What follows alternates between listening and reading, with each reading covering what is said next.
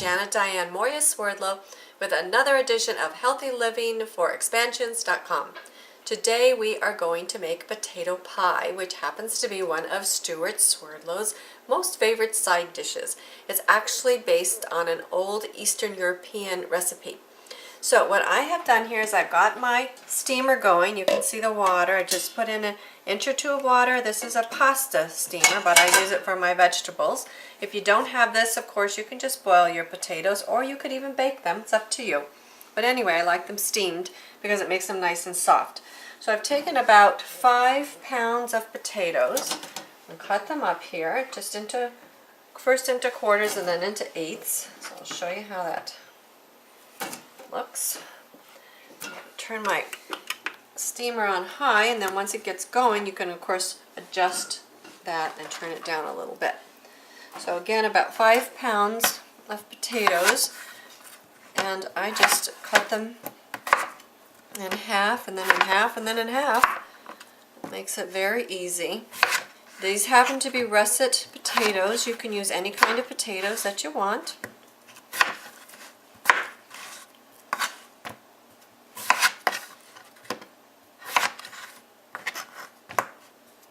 And if you cut everything that you cook, regardless of whether you steam or bake, in approximately the same size, then it takes about the same length of time for everything to cook, and spread it out evenly in your pan for the same reason.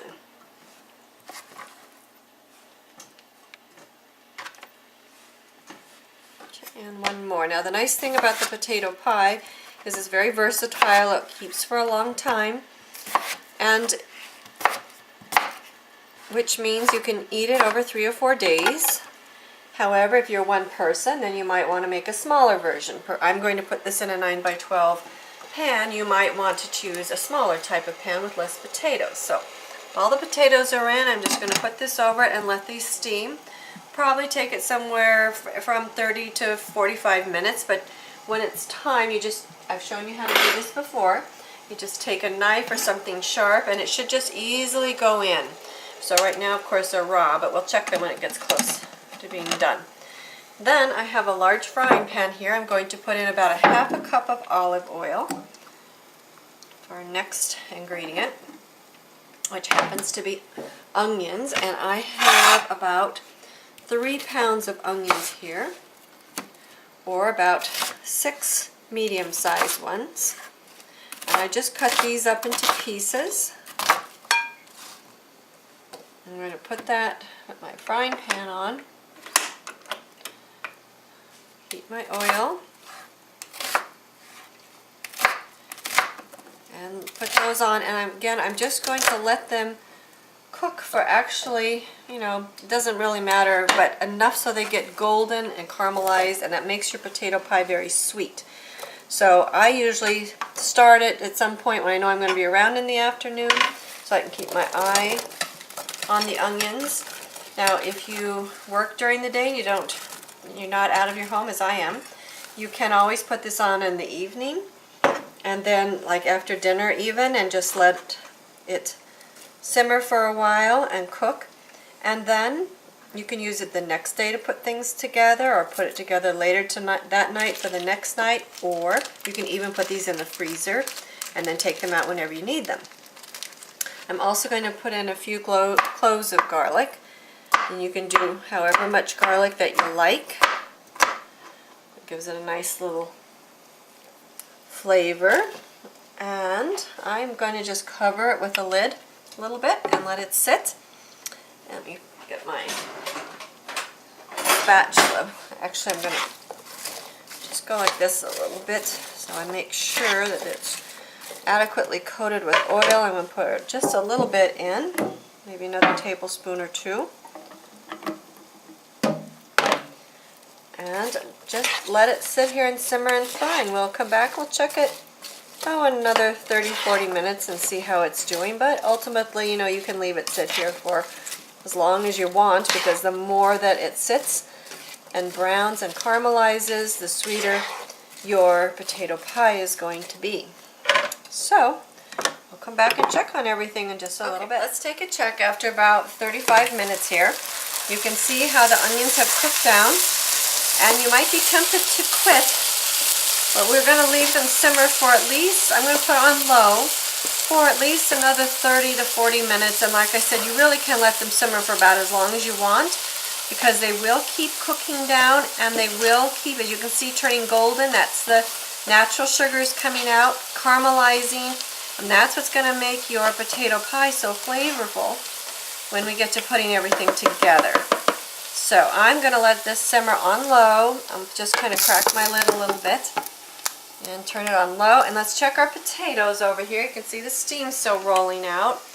Turn this from high down to medium, and again, only after about 30 minutes you can see how easily the fork goes in, or the knife goes in there and breaks it apart.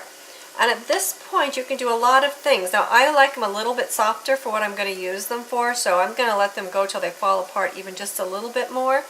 But at this point you can take them out, you can use them for mashed potatoes, you can just put a little butter and salt and pepper on them for the way they are right now. You can put them in your refrigerator, you can freeze them, you can put them in packages so you can put them in soup later on if you like, or just take them out for dinner. Lots of things. You can cut them up and fry them. You can put them in and bake them again to make the outside be a little bit, I don't want to say crisp, but if you put oil on it, it will crisp them, and I call them roasted potatoes.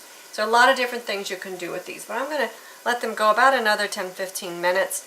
And because the water underneath is boiling, I'm just going to turn this off and let them sit, and they will finish cooking on their own. Okay, let's take a check. Now I've let everything sit, and you can see the onions have really melted down.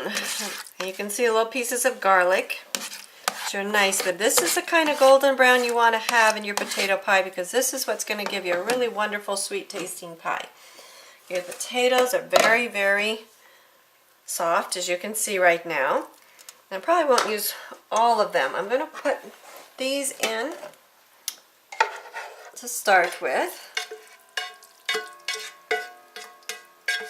A 9 by 12 pan, but you can do whatever you want. Make it as thick or thin as you want, or as I said, divide it. You can freeze the onions at this point, which is really nice, because then if you're in a hurry and you want to do something, you've got some really nice onions ready to go. Then I have my potatoes. This is how I do it. When they're warm, they're really easy to mash. So I'm just going to dump some in. Now I have one member of my family who's not fond of onions, so I'm going to mash it up and put it to the side and then do some without, especially for that particular family member. And I have some sea salt. So I'm going to put in about a tablespoon of sea salt. And organic black pepper. Let's see what a teaspoon looks like. I think I'll start with that. And then I have a big fork, and that's how I kind of do it. I just mash it all up together. And I like to leave it a little bit on the chunky side, because I think it adds to the flavor of the pie and the texture. And it's not a mashed potato pie. If it's a mashed potato pie, which you could do that too. And as you notice, I've left the skins on. And I like to have that flavor and texture in the pie, but if you don't, you can get rid of them.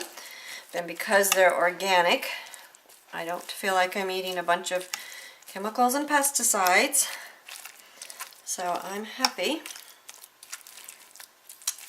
So mush it together, and you can just see it just takes a bit of time. You just kind of make your way through it. And if you don't have a huge fork, I mean, you can do it with just a regular fork if you want. Excuse me, pepper always makes me sneeze.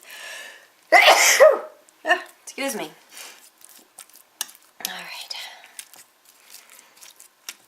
There we go. Okay, I put some plain potatoes over on this plate, because remember I told you one of my family members doesn't care for onion, and I put a little bit of olive oil, because this batch of the potato pie has the oil in it from the onions and the garlic, as well as the juices, and so we don't want the pie to be dry you don't want that in there. So I mashed this up with a little bit of salt and pepper. I'm going to put on this end of the pie for him.